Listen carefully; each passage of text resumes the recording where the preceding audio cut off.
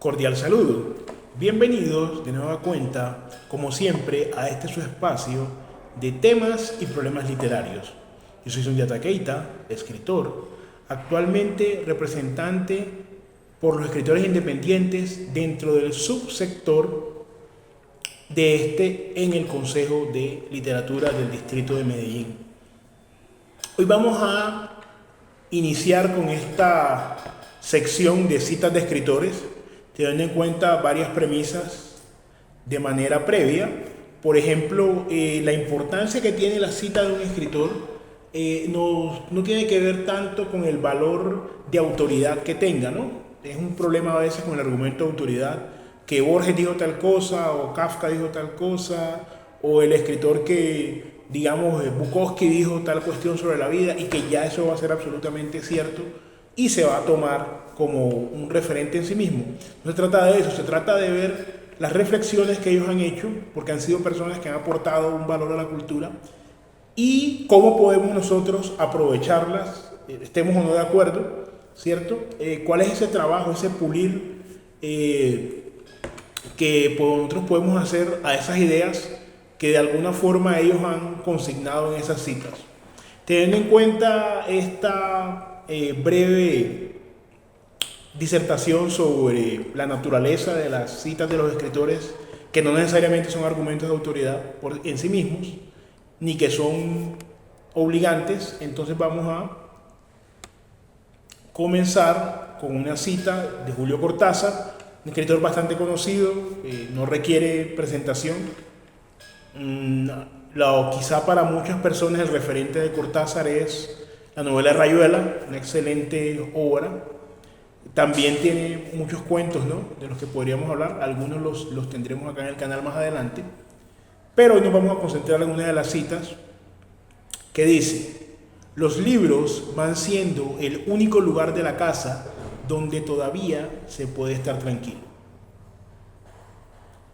Hay que tener en cuenta que en el momento en el que Cortázar escribió o dio a conocer esta cita, no había llegado todavía el internet, ni habían llegado una serie de situaciones asociadas a las redes sociales. Entonces, en este orden de cosas y de elementos, el libro podemos nosotros interpretarlo desde nuestro libre albedrío, ¿no?, y una mayoría de edad mental. El libro aparece como un refugio y reposo frente a los embates de la cotidianidad, aún hoy en día. Ahí estamos hablando del libro en el ámbito doméstico, un entorno privado, ¿no?, que se constituye en un entorno ideal para la lectura. Hoy existen unos múltiples distractores, inicialmente, pues, como hemos dicho, el tema de redes sociales y el tema en general del bombardeo de contenido que ya se cuenta por millones en la internet. Y el libro nos permite todavía, por eso se subraya esa expresión, aún es un sitio donde, pese a todas esas presiones que se ejercen sobre la persona, quizá el trabajo, quizá situaciones de otro orden, además de los múltiples estímulos distractores, el libro se constituye todavía en un refugio. Es un pensamiento válido pese al cambio que ha habido en la época, y por eso nos parece importante rescatarlo. Otra cita sobre los libros, esta vez de Humberto Eco, también un autor bastante conocido. Pues para quienes no hayan tenido todavía la oportunidad de leerlo, fue pues un escritor, un filósofo, semiólogo italiano, tiene unas obras muy importantes. Yo no las he leído todas, pero recomendaría especialmente Los límites de la interpretación, bastante importante para todo el tema de comprender la literatura y los procesos de lectura. Y también Obra abierta, también es importante pues acceder a este autor, también pues un novelista pues bastante conocido. Pero hoy vamos a centrarnos en esta cita que nos dice: los libros se respetan usándolos, no dejándolos en paz. Ahí vemos que nosotros podemos también concluir: el libro tiene una función activa. Es decir, el libro, cuando se refiere al respeto por el libro y al uso del libro, es porque indica que tiene una función de orden activo. No es un objeto de lujo o de consumo únicamente, sino que es un objeto de trabajo del lector frente a lo que está en la obra. Y por qué no, de creación también, o de recreación frente a su contenido. Puede y debe un buen libro tener un impacto frente a nuestras vidas. Entonces, por lo menos para mí, únicamente desde un proceso dialéctico entre el lector y el texto, se dignifica y se respeta al libro. Solamente en esa interacción que hay, en esa dialéctica, en esa nueva construcción de realidades, en lo que yo tengo previo a enfrentarme con un libro y lo que después resulta, en ese uso que le doy al libro como artículo de trabajo, no de lujo, no de consumo, entonces yo puedo realmente estar respetando el trabajo del autor y del escritor. Ahí también se ve que la mera acumulación o la ostentación de tener esos libros constituye una afrenta al libro. Acá rápidamente dos anécdotas para completamente en las antípodas para que ustedes puedan hacer quizá una evaluación y complementar un poco lo que hemos dicho del uso del libro. Y esta última parte que yo por lo menos agrego, ¿no?, frente al proceso de dignificación del libro a través de un trabajo y a través de una dialéctica entre el saber del lector y lo que saca después del libro, y no solamente para acumularlos. Yo tuve un profesor en la universidad que él mismo, pues en plena clase nos decía, no, es que yo a veces entro a las librerías y me robo los libros. Pues acá no vamos, por supuesto, de ninguna manera a dignificar o de alguna forma justificar el accionar de este profesor que yo tuve en la universidad. Pues nos decía es que el conocimiento es costoso y hay libros que perfectamente pues tienen un valor elevado. Entonces él entraba con su gran dignidad de profesor y se robaba los libros. Y otro profesor nos hablaba de una persona que él conoció, pues de alguna prestancia en esa ciudad, que tenía libros pues de un gran, por decirlo así, un gran peso, ¿no? Un gran peso a nivel intelectual, a nivel académico, y también de un valor muy elevado. Tenía una biblioteca hermosa y tenía pinturas y cuestiones. Y esta persona le confesaba a ese profesor que realmente él esos libros no los había leído. A él le habían dicho que eran obras importantes. Ponga usted Ulises de Joyce, ponga usted Busca el tiempo perdido, ponga usted libros ya más específicos, ¿no? Pero el señor los tenía ahí nada más como una decoración.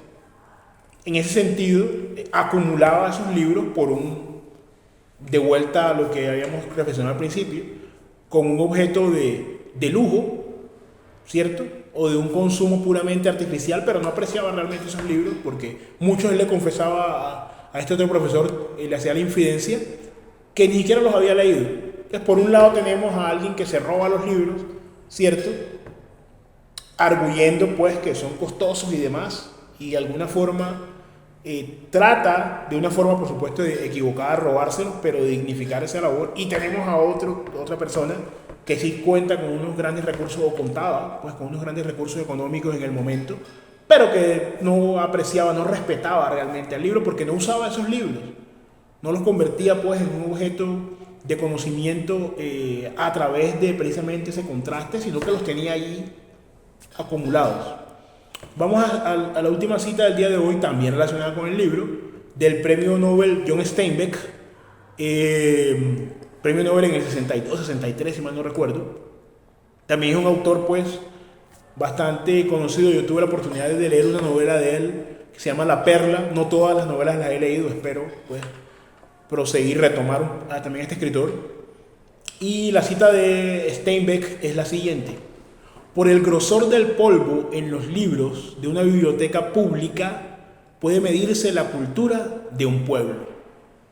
En este caso, Steinbeck ya no nos está hablando, como Cortázar, del ámbito privado y los distractores que puede haber, o como el libro como un santuario privado, ni nos está hablando del respeto, ¿no?, en cuanto al uso del libro, ya que nos está hablando del asunto de la masificación de la cultura por medio de la educación. Por eso existen bibliotecas públicas, porque es un derecho ciudadano, por lo menos en nuestro orden constitucional, que debe tener un impacto social.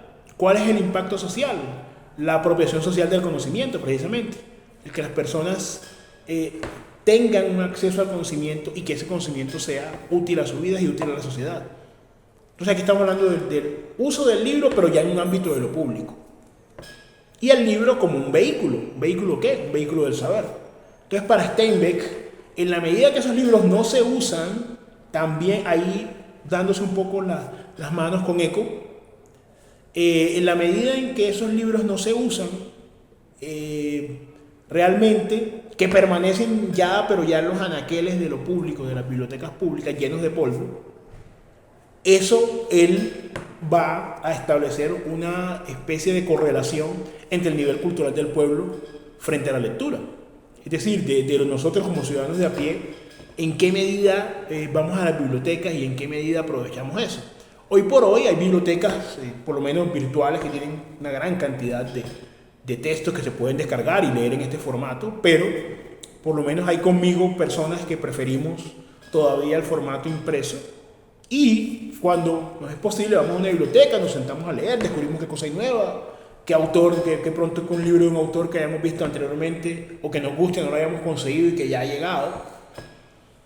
Y podría establecerse no de una manera tan directa, tan causal, pero sí que es un indicador del interés y del fracaso, del éxito de una política pública de lectura, el número de lectores que hay y de cultura lectora que hay en un determinado lugar. Entonces, guardando las proporciones y aceptándolo hasta cierto punto, esta última idea de Steinbeck, que como vemos, pese que son autores completamente diferentes, no se conocían entre sí ni nada, pero los tres hacen aportes distintos del libro. El libro en el ámbito privado como santuario refugio, el libro como instrumento, ¿cierto?, que debe ser utilizado para cumplir con su fin, y el libro en el ámbito público como un indicador de la cultura de un pueblo y por tanto de la responsabilidad del Estado frente a esa cultura.